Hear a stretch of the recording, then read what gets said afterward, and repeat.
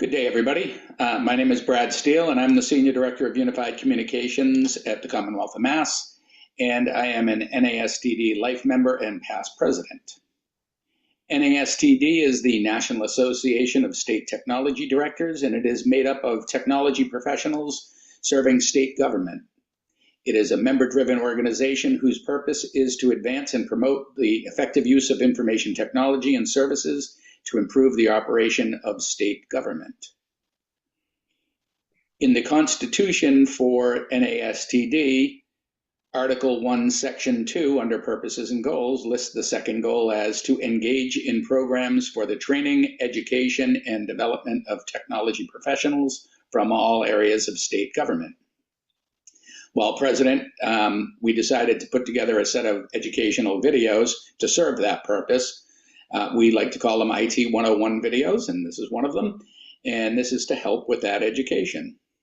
I ask industry leaders 10 questions about a technology, service, or strategy. And if you have not seen the other videos, they're available on the NASTD website. And we do ask that when you get in and are looking at them on the YouTube channel, that you go ahead and like that channel and subscribe and all of those good things that you're always asked to do. So with that being said, today's topic for discussion is enterprise browsers. This was a new topic for me, so hopefully it's a good educational chance for each of you as well. So I've been learning a lot with my discussions with Island, and Island is one of our corporate affiliate partners. And we have with us Braden Rogers, Chief Customer Officer at Island, where he directs the technical aspects of all customer interactions, leveraging his vast experience in cybersecurity, enterprise software, and cloud technology. Braden's career in cybersecurity spans over 25 years, during which he has played an executive leadership role for some of the largest firms in the industry. So welcome, Braden. Thank you, Brad. It's good to be with you today. How are you? Very well, very well. So we're going to talk about enterprise browsers in a minute. And as I said, that's a new topic for me, so I'm really happy. But as I like to do before I get into these 101 videos, I always like to ask one good fun fact about the person with whom I'm speaking. So tell me something fun about you. Well, let's see. I've been a lifelong Alabamian, grew up in Alabama, live in Alabama, and you asked for a fun fact. I'll give you kind of a random fact here. It's a little bit of a weird fact about my family. My great-grandfather was a gentleman named Frederick Foley. And for those in the medical community, if anybody watching has a medical background or anything, you'll recognize the name Foley because he had an invention that is it's not an invention you want to experience called the Foley catheter. So that was my great-grandfather's invention, and unfortunately, I'm not reaping the billions of dollars off of that. So I get the albatross around my neck of having that invention in our family, but not the billions to go along with it. So anyway.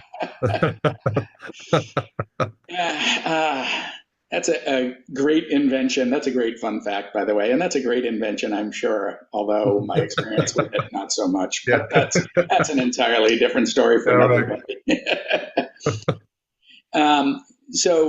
Again, thank you for being with us and for talking about enterprise browsers. So as I said, this was a new topic for me, something I didn't know a lot about. So in our preparatory stuff, I've really been learning a lot. So let's help our listeners here. And why don't you tell me what is an enterprise browser and how is it used? Well, let's first of all start off with browsers in general, right? So, generally speaking, when we're engaging the corporate environment, we're using a consumer grade browser, something built for the consumer need. And that's where browsers obviously originated. Browsers really haven't evolved much from that consumer grade need in years. So, when we're engaging our corporate applications, it's the most widely used vehicle for accessing corporate applications and corporate data. Yet again, that browser wasn't really built for the corporate need. In fact, if you look at the core of it, it was really built for shopping. Targeted advertising is one of the monetization vehicles for existing consumer browsers. Nothing wrong with that, by the way. Great piece of technology. It's been revolutionary. It's changed the world. But at the end of the day, using that consumer grade piece of technology in our enterprise environments forces a cascading series of effects. You stand up things like virtual desktop infrastructure around that experience. You stand up VPN infrastructure to give people access to internal applications. And sometimes we backhaul that VPN back out to or we hairpin that traffic back out to the cloud. You stand up an immense amount of cybersecurity resources around it, things like proxies and DLP and CASB and remote browser isolation and mobile device management technologies. And maybe you do upstream technologies like SASE infrastructure. Sometimes you break open the SSL traffic between the browser and the application to get visibility and control. By the way, break the SSL between the browser and the destination as well to look for malware and things like that. And then, so what happens is we created a crazy infrastructure around this experience of delivering apps for our end users. And at its core, if you think about it, part of it really is it's not the browser's fault, but we created all this architectural debt around it because the browser just didn't have the ability to instrument itself for good, for the needs we talk about for delivering apps, for securing resources, et cetera. Since the browser doesn't have those capabilities, you wrap those things around it. So the enterprise browser is a reimagination of the browser on several fronts. Number one, it's preserves the user experience in the sense of think about it. Your users in every single organization you work within, your users, your least technical user knows how to use a browser. So what it does is it takes advantage or exploits the end user's know-how on knowing how to use browsers. You don't have to train them. They already know how to use browsers. And at the end of the day, by having the Chromium Foundation available, you have a foundation by which a lot of things are built on top of Chromium. It gives us a common standard by which rendering code and everything is being used across the industry. So you use the same core mechanics, rendering code and things like that. So you get application compatibility. But what it is a browser built for the enterprise. Rather than building off of Chromium for a consumer grade need, build off of Chromium for the enterprise application delivery need. And then obviously, as we're delivering applications to the end user, we want to make sure they're safe. So we want to drive that with context. And then again, enterprise browser is contextually driven. It's tied into single sign-on provider. It knows the device it's running on. It knows the geolocation, all those things to drive the behavior of the browser from a zero trust standpoint. And then we use the mechanics of the browser to keep the user safe and keep the data safe in the application as well. But also beyond that, for the application delivery teams to have an easy way to put apps in the hands of the end users and for the applications and any other people that care about user experience in the orgs to be able to get metrics off of performance of apps and the understanding of, how do we get in front of help desk tickets before users ever open up an issue around an application. So the browser sees these things, but we've just never instrumented the browser's mechanics to be able to give us the ability to assert ourselves there. That's what the enterprise browser does. Excellent. So, how would states, which is our key audience here, how would we use an enterprise browser? Indeed. So in a wide variety of ways, one thing about the enterprise browser is really important to call out is the use cases are exceptionally wide. So I'll give you a few examples. Across state entities, there's a gazillion different interactions with third parties that support the mission of the state. And different agencies have different needs with third parties. But oftentimes you're using third parties, for example, to access core state applications to be able to do their job. So perfect example is let's empower them to have application access, give them an enterprise browser to install. They log into your familiar environment using your familiar single sign-on credentials that you've empowered them with, your entitlements you've given them, Mhm. or the credentials you've given them, provision for them. They log in, they're presented with the entitlements for the apps you need for the duties that you're wanting them to perform, and use the mechanics of the browser to keep the experience safe, even when they're using their own device. So the key is even on an unmanaged device scenario, their firm, whoever that firm is, or maybe it's a third party construction firm for transportation department project or a third party firm supporting Department of Health needs, et cetera. But in that case, they can keep using their own device from their organization, and you can provision and provide application access very easily to them on the other end. That's a very, And very common one, very, very common one we see is empowerment of third parties. It's a good starting point. And by the way, we're always searching for that starting point. It's kind of the easy entree to some very difficult use case that the org has struggled with. Other cases could be situations around privileged application needs, sensitive needs. Obviously, many states have CJIS data that they hold. And at the end of the day, that criminal justice system data, a lot of that material can be sensitive around cases, evidentiary information, and things along those lines. We want to keep some of that data protected and keep it in the eyes of the right people that need to be engaged in that data for the work that they're doing. Perfect example is privileged application access, compartmentalizing sensitive material only to the appropriate audiences by again using the mechanics of the browser to deliver that safely in that case. So another good example. And then quite honestly, a lot of orgs have turned to things like virtual desktop infrastructure for the past 20 plus years. That's very common we see in state agencies. State government has VDI. old things, the traditional VDI players, and sometimes even now they're moving more to modern desktop as a service. And a lot of orgs, the end users don't love that experience. And the practitioners, they love it even less because they've got to manage it all. And unfortunately, that experience honestly hasn't really evolved much in 20 years. We spent a lot of money and resources evolving and modernizing our apps and how we deliver the apps, and et cetera, and how we build the apps in the cloud and private clouds and things like that. But yet the front end is still the same old archaic front end we use to access the application. So virtual desktop infrastructure reduction has been a really wonderful use case across state entities. And then finally, you think about the impact in the educational institutions in our states. We have child protection laws. Again, students use mobile devices and they use tablets that are provided sometimes by the school systems and sometimes provided by themselves. But empowerment of application access for students for the things they need to for learning, but also for the protection and keeping them safe as they engage the broader internet as well. So those are just some examples across different institutions in the states that we work with. Excellent. So if I were implementing this in the Commonwealth, what would it replace? What does it supplement or replace within our current infrastructure? Well, it often has a wonderful opportunity to optimize areas that may not be necessary today. And many of those places could be reducing or eliminating sometimes some things in the cybersecurity stack, for example, things like proxies, data loss prevention technologies, CASB technologies, remote browser isolation technologies, mobile device management technologies. Oftentimes, SASE technologies, the upstream technology where we're passing traffic back through somebody else's cloud. They can be exceptionally expensive and very difficult to instrument on things like unmanaged devices.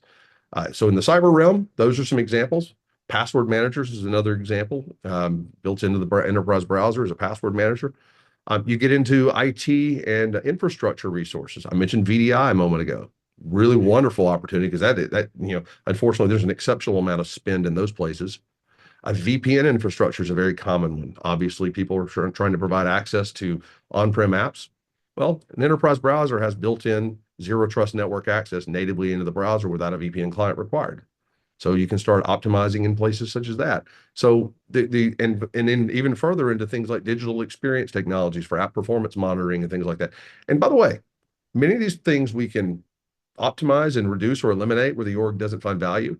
But also we can integrate to most of those things as well. So if the org finds immense value in its upstream SASE provider, we can integrate to that, tie into the resources, pass our traffic back through the SASE provider and provide the last mile angle, the presentation layer governance, even on the unmanaged device, and force the traffic back through the existing tech or tie into the existing resources like single sign-on providers or data loss prevention technologies and things. So we don't have to, we're not gonna, don't have to be redundant for those things. We can actually tie into those things and leverage what you've invested in as well. And I'm kind of just something that you just said that a minute ago that struck me. So this doesn't have to be an all or nothing a campaign. Is there the ability to compartmentalize, break this up, whether it be certain groups within your agency or just certain applications or things like that? Yeah, 100%. In fact, we encourage that. So we encourage an organization to search for a specific use case that we can go solve and go target some. And sometimes that may be for 1,000 users in a 100,000 user person org. So it doesn't have to be an all or nothing. So it can be a targeted specific situation around a get really, challenging need that you have in the org. And oftentimes it's a need. Sometimes we call out all the existing controls we talked about before and the things you've had. Oftentimes those things can't assert themselves into those places very effectively where the enterprise browser can. So sometimes they're the area that had been kind of the Achilles heel for the org for a long time. And we go in and solve things like that. But yeah, we do encourage the org to dip their toe into the water. That helps with the POV process to be able to trial the technology, but also for acquisition to be able to acquire just for the subset of users around a specific challenge where it's needed as well. Excellent. All right. So if I'm all in, I've decided I'm gonna jump in the enterprise browser waters. How do I procure an enterprise browser? What is the purchase point, and how would I go about getting that in place? Yeah, yeah. At the end of the day, the enterprise browser is we price it very simply. We try to make the procurement and the process of engaging us very simple. They're priced per user. That's the key to this. The thing about the modern era, the users have multiple devices. So some users can have 4 or 5 devices, a home device, a work device, multiple mobile devices, a tablet, things like that. So, we don't charge per device, just per user. Make it really simple. Not per app, like a lot of the old school CASB technologies used to do and things like that, where they did per application charge. Nothing like that. It's very simple. And then there are some modules that are things that orgs might choose to procure to include in that. For example, the private access module is an example. Some orgs don't need that. If you've got your own VPN client and you're happy with that, you want to keep using it, or your own zero trust network access conduit via private access through your SASE provider, keep using that if you choose to. So again, some of those things are modular, like the password manager. You may already have a password manager you're happy with, but there's an alternative built natively into the browser as well. So some of those things can be modules, but we'll make it very, very simple to procure. And obviously, for state agencies, we've been working heavily with channel partners and others in the ecosystem to make the procurement vehicles, it's a very natural part of your normal processes as well. Okay. And can that price model be mixed and matched? Could you have, for the password manager for some people, but not for others, and like that?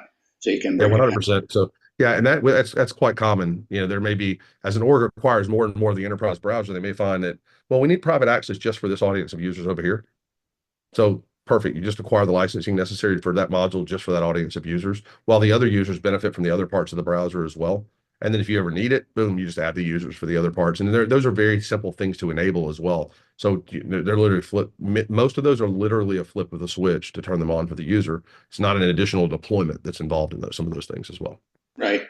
So summarize the cost model. It's per user and then per module or per Correct. Yeah. And application. per module is often per user as well in the case as well. Okay. Cool.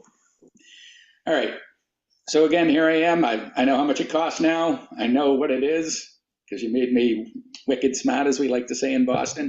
So what do I need to know before I get started? What do I Yeah, need to well, look at? obviously, I think the fundamental thing is we talked about before, like if someone's starting, it's very important that we uncork and help them understand what an enterprise browser is and what it's not. So we had a discussion about what it is. It's an application delivery platform. The things that it's not are some of the old school approaches to how people used to secure browsers, the quote unquote secure browser technologies, people wrapping virtualization engines around them and ruining the experience for the end user. Because once you understand what it is, then your mind can go wild and trying to imagine the next use case that it can apply to, because you've kind of uncorked what was otherwise the kinetic potential of the browser that you didn't understand. And when you understand it, boom, the org starts going crazy and figuring out new use cases in the process as well. And then, obviously understanding the deployment methodology is an important one. This is really, really important because remember, when you're deploying an enterprise browser, you're installing a browser on a machine. This isn't complex moving parts. So you're literally installing a browser and you're building some basic policies in a cloud-based management environment where the browser just gets its policies from the cloud-based management environment and forces everything locally. So architecturally speaking, it's incredibly simple because there's not a lot of moving parts. So that makes deployment exceptionally simple. Think about this. If you wanted to onboard a third-party individual, just say somebody doing a job that was a third-party contract firm or whatever, all they got to do is go to an app store and download the browser from the app store, install it on their mobile device or on their traditional device, just like they do any other app. And they log in using their credentials and they're they're working right out of the gate. So it's that easy to empower a user in that particular case as well. So and the great thing about it is a lot of people, when we start working through this process, they go, wow, that's the most simple thing I've ever encountered. So it is truly as simple as empowering a user to download a browser and get to work. Excellent. So this is, you said it's, downloading a browser, but is there any on-premise potential for this, or is it strictly a cloud uh, environment? Yeah, so the moving parts that are involved are the physical browser, the cloud-based management console, and occasionally, if people are using the private access vehicle, on-prem connectors for the private access vehicle. And those are simple virtual machines that you install on-prem, and they create a conduit where the browser can communicate to the on-prem apps. But that's the only on-prem resource that's required in using an enterprise browser. Again, architecturally speaking, it's incredibly simple, especially relative to other approaches, things like VDI infrastructure with all the complex storage and networking consideration and physical hardware, et cetera, in the process, or the SASE providers where you got to pass the traffic back through the cloud through the different POPs all over the globe and break and inspect traffic. And it's just incredibly complex architectural approaches. It's super simple. Okay. Um, so what value does this bring to states? And then before you go ahead and answer, I mean, obviously there's a cost involved. It sounds to me like there also might be some cost reductions. Again, if you can eliminate VPNs and you can eliminate other things.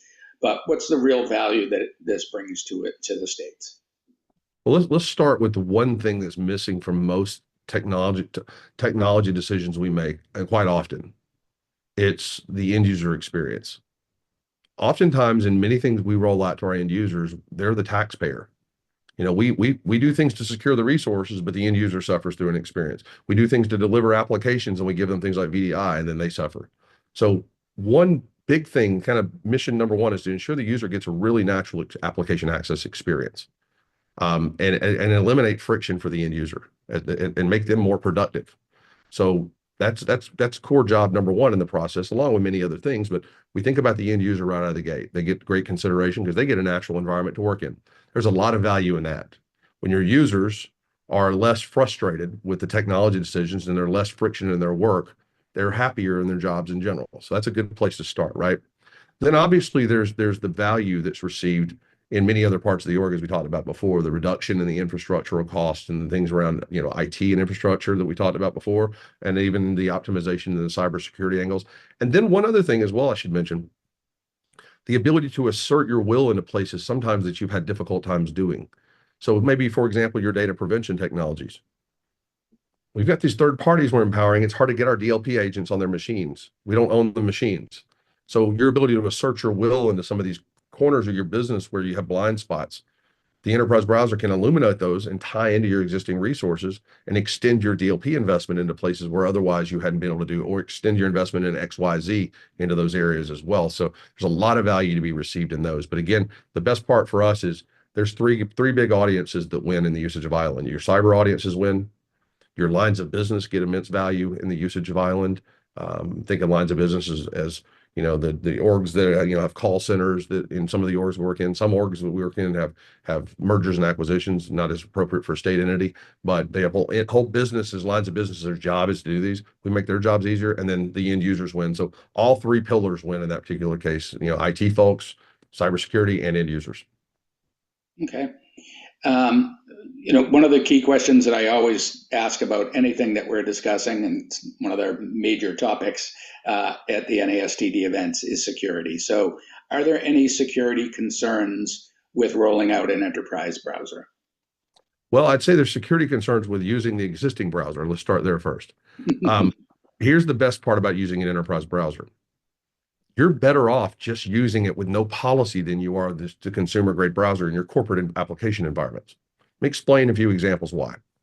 Your existing browser can't protect itself.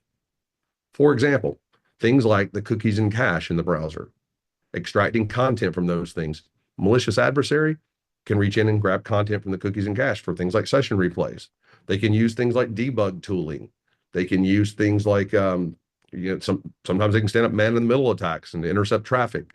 They can use keystroke loggers on the host and intercept keystrokes. Um, so there's a whole series of things. You can run things in headless mode, you know, kind of run the browser in a command line mode with no GUI interface, and use even the stolen tokens to run content through live sessions, session replay. So there's all kinds of things in the consumer browsers, but there's a reason why those consumer browsers are flexible, because the consumer browser creators are having to serve billions of people globally. They have to be immensely flexible. Mhm. In enterprise, you have a different need. So as a result, you're better off by using an enterprise browser because all those things before aren't accessible. For example, debug mode being turned off by default, or encrypting cookies and cache. So you're just naturally in a better state just by using the enterprise browser, again, without any policy, just as its base state. And then much less all the other policies and things you can invoke for data protection and keeping the user safe and digital experience metrics and things like that in the process. So it's just a better state to use it in the enterprise's context than not to have it in the first place. And can it help with like cloning of sites and things like that? Elaborate a little bit more if you don't mind. So if uh, we have a website that is specific for a consumer or constituent coming into the state, um, they might get spoofed or hacked, Yeah, otherwise trying to come into the state to get their, to steal their credentials or steal right, their information. right. So, is there anything that it can help with that? Yeah, 100%. So authenticity of the engagement is a prime driver of the enterprise browser. Knowing for sure that I'm actually number one, I'm at the org can have assurances this is actually the user on the device and in the environment that we think they're in. So the Mhm. browser leverages context to understand, is this a company or a departmental owned asset? Is this one from this agency in the state? Did our IT teams provision that? And is the user logging in using the appropriate credential, number one? But number two, are they in the right location? Is the user suddenly logging in Germany and they're not in Germany? And so the browser uses context to drive, is this authentically real? Down to even things like certs on the device as well and things like that to really truly attest. So on that end, we can make sure that everything is as what it says it is. And then also the browser uses mechanics to identify, as users engage, is this truly authentic on the other end for things like I think what you're calling it here too is situations where someone may be being phished in a phishing attempt with, a site that maybe looks like our site, looks like something that's authentic, looks like a Microsoft login, but it's not. The user's eyes can be deceived easily, unfortunately, even the most trained eyes. So we know that oftentimes, I'm not saying throw away all your training, but I'm saying training doesn't give you a 100% success rate. We continue to have issues in the face of all the training we've done. So the browser can use its mechanics to identify the authenticity of the destination. And when we go to something that's sketchy or uncertain, maybe don't let the user plug in their corporate credentials in that particular case. So, or maybe don't let that site inject content back into the browser where the browser doesn't run, potentially malicious content for some untrusted destination. So for sure, end to end, making sure the authenticity of the engagement is maintained as intact. Awesome.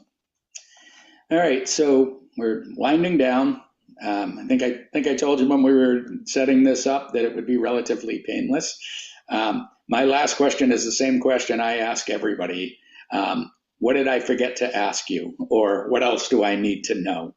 Yeah, I tell you this is a really fast and emerging technology, and the one thing that's important to know is as you adopt an enterprise browser, you're not alone. You're not bleeding out on the edge alone anymore at this point. Some of the largest organizations in the world are using enterprise browsers now in their most critical parts of their application footprint.